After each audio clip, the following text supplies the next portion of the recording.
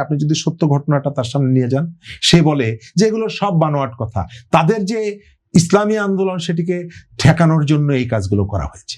বাংলাদেশের রাজনীতির সব থেকে নিষ্ঠুরতম যে ঘটনাগুলো, এটি স্বীকার করুক বা অস্বীকার করুক, এগুলো এসেছে ছাত্র শিবিরের হাত ধরে। চট্টগ্রাম বিশ্ববিদ্যালয়ে নতুন বাংলার ছাত্র সমাজের নেতা আব্দুল হামিদের হাতের কবজি কেটে লাঠির মাথায় ঝুলিয়ে মিছিল করার মতো নিষ্ঠুরতম যে ঘটনা, এটি এই ছাত্র সংগঠনের হাত থেকে আসে। রুমমেট, এক রুমে শাহাদাত হোসেন ছাত্র ইউনিয়নের নেতা চট্টগ্রামে রুমে ঘুমাচ্ছে, তার রুমমেট ছাত্র শিবিরের নেতা। রাজনৈতিক বিরোধ বিতর্ক আছে, সেই কারণে ঘুমন্ত শাহাদাতকে জবাই করে মেরে ফেলা। চট্টগ্রাম রাজশাহী মেডিকেল কলেজে ডাক্তার জামিল আক্তার রতন, তার সাথে রাজনৈতিক বিরোধ, চারিপাশ থেকে ঘিরে ধরে তাকে কুপিয়ে এবং হাতের পায়ের রগ কেটে দিয়ে মৃত্যু নিশ্চিত না হওয়া পর্যন্ত দাঁড়িয়ে উল্লাস করা, এবং যখন দেখা গেল যে জামিল আক্তার রতন মারা গেছে, তার শরীরের উপরে পেশাব করে দেওয়া। এই যে নিষ্ঠুরতম ঘটনাগুলো, এই ঘটনাগুলোর উত্তরাধিকার তারা বহন করছে।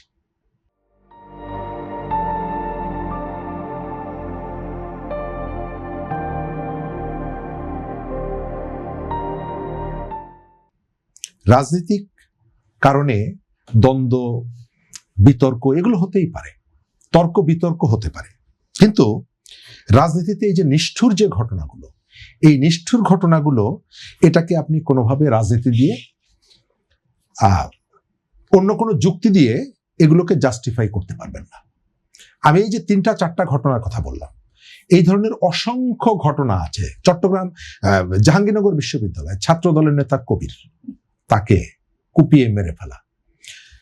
রাজশাহী বিশ্ববিদ্যালয়ে অসংখ্য, রূপম চৌধুরী থেকে শুরু করে অনেক নেতা আছে বাংলাদেশের প্রায় প্রত্যেকটা বিশ্ববিদ্যালয়, এবং এদের একটা সুবিধা ছিল, তার কোনো না কোনো ভাবে সরকারকে ম্যানেজ করেছে। চট্টগ্রাম বিশ্ববিদ্যালয়ে হামিদের হাতের কবজি যখন কেটে নেওয়া হয়, হামিদ তখন জাতীয় পার্টির ছাত্র সংগঠনের নেতা এবং জাতীয় পার্টি তখন ক্ষমতায়। তারপরেও স্থানীয় রাজনীতির নানা রকমের ইকুয়েশনের কারণে সরকারের সাপোর্টটা পেয়েছে ছাত্র শিবির।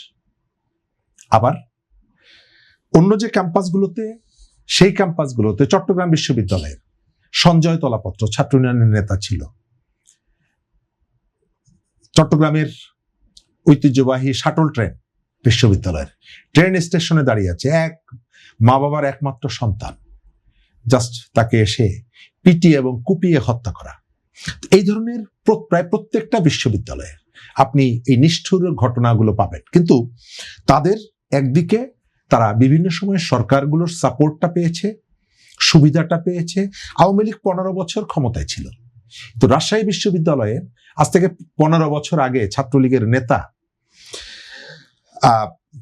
তাকে হত্যা করে, সম্ভবত নাম কবির, তাকে হত্যা করে ম্যানহোলের ভেতরে ঢুকিয়ে রেখেছিল।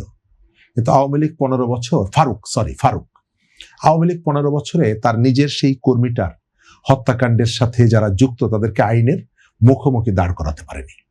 আবার চট্টগ্রামে ব্রাশ ফায়ার করে ছাত্রলীগের 8 জন নেতাকে হত্যা করা, এই ঘটনাগুলোর, এ ধরনের অসংখ্য ঘটনা আছে ছাত্র শিবিরের বিরুদ্ধে।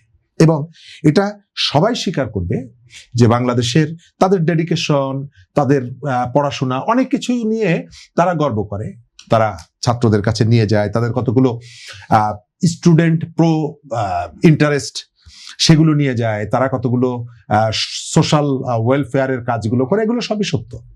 আবার এটাও সত্য যে গত পরশুদিন দেখলাম জামাতের সেক্রেটারি জেনারেল, তিনি চ্যালেঞ্জ করেছে যে ছাত্র শিবির কারো হাত কাটেনি, পা কাটেনি, একেবারে সর্বৈব মিথ্যা কথা।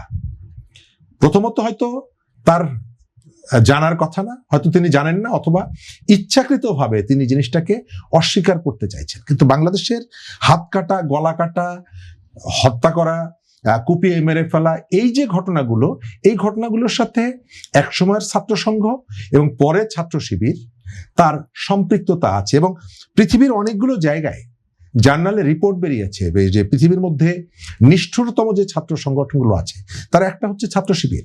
তবে তারা এই প্রজন্মের কাছে নানা রকমের মিথ্যা তথ্য দিয়ে তারা এই বিষয়গুলোকে আড়াল করে। এবং আপনি শিবিরের অনেক এই জেনারেশনের যে রিক্রুট তাদের কাছে গিয়ে জিজ্ঞেস করবেন, তারা এই ব্যাপারগুলো জানেই না। তাদেরকে মানে এমন ভাবে তৈরি করা হয় ইতিহাস থেকে আলাদা করে রাখা।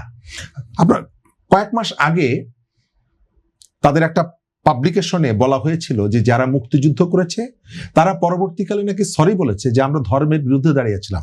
মনে আছে তাদের কিশোর কণ্ঠ যে পত্রিকা, সেই পত্রিকায় একটা প্রবন্ধ ছেপেছিল, তারপরে সেই প্রবন্ধটা তারা উইথড্র করে নেয়।